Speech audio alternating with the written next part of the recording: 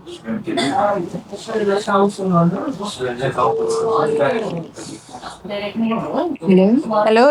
Ma'am नमस्ते।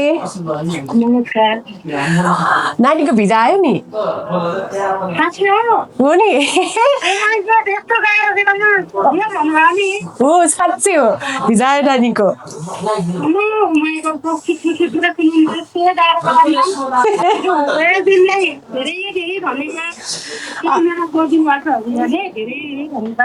अनि हजुरलाई पनि धेरै धेरै धन्यवाद, किनभने यो डकुमेन्टहरू बनाउने बेलामा सधैँ हजुर आफै आउनुहुन्थ्यो नि त होइन? नानीभन्दा पनि बढी आफै आउनु भएको थियो। अनि डकुमेन्टहरू बनाउनलाई फी पेमेन्ट गर्ने बेलामा, लोन बनाउनु पर्यो, वडाको डकुमेन्ट बनाउनु पर्यो, सबैमा हजुर एकदमै उपस्थित हुनुहुन्थ्यो है। त्यही भएर हामीलाई पनि सजिलो भयो। अनि त्यही भएर मैले सबैभन्दा पहिला नानीको भिजा आएपछि नानीले भन्दा पनि पहिलाबाट चाहिँ हजुरलाई फोन गरेको हो त। तर हजुरको अनि हजुरको उपस्थितिले झन् हामीलाई चाहिँ यो प्रोसेसिङमा एकदमै इजी भएको थियो क्या। त्यो भएर चाहिँ भगवानको प्रार्थना गर्न गाडीमा गइरहेको छु। मलाई धेरै धेरै धन्यवाद भन्नुहुन्छ।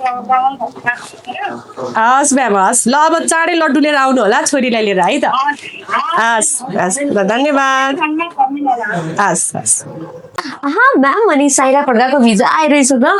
अनि म्याम साइरा खड्काको त प्यारेन्ट्स नै आउनुहुन्थेन त काउन्सिलिङको लागि? हो त। अनि भर्खरै प्यारेन्ट्सलाई नै फोन गर्दै थिएँ क्या। उहाँ चाहिँ आफै आउनुहुन्थ्यो। अनि त्यसपछि त्यो फाइनेन्सियल डकुमेन्टहरू बनाउनु कति गाह्रो थियो होइन। अनि उहाँ आफै आउनुहुने अनि सजिलो भएर लाग्थ्यो कि मलाई उसको प्रोसेसिङ गर्न चाहिँ। भर्खरै उहाँलाई कल गरेको, खुसी भएर त्यति गर्नुभएको हो नि म्याम। यस्तै सिमिलर केसेस मेरो केसमा पनि स्टुडेन्ट्सहरू होइन, इफ प्यारेन्ट्ससँग काउन्सिलिङ आयो अनि त्यहाँदेखि स्टुडेन्ट्स मात्रै आउँदा कति डिफरेन्स हुन्छ नि। किनभने प्यारेन्ट्ससँग काउन्सिलिङ गर्दा चाहिँ हामीले 10 to 15 मिनट्समा सबै कुरा कभर हुन्छ, राम्रोसँगले बुझ्नु पनि हुन्छ कि। त्यही कुरा एउटा स्टुडेन्टलाई बुझाउनु पर्यो नि। First counselling, second counselling, third counselling and they are still very blank के, त्यस्तो हुन्छ काउन्सिलिङ। ओके। अनि अब डकुमेन्टहरू होइन प्यारेन्ट्ससँग काउन्सिलिङ गरेर डकुमेन्टहरू पठाउँदाखेरि युनिभर्सिटीहरूले पनि त्यति धेरै ब्याक एन्ड फोर्थ नहुने, सुरुमा पठाएको डकुमेन्टबाट नै पुग्ने होइन। अनि त्यो प्रोसेसिङ टाइम पनि कस्तो इजी हुने क्या। कति विद्यार्थीहरू के हुन्छ, विद्यार्थी आफैमा आउँदाखेरि चाहिँ अब मन्थ एन्ड मन्थ लाग्छ नि त।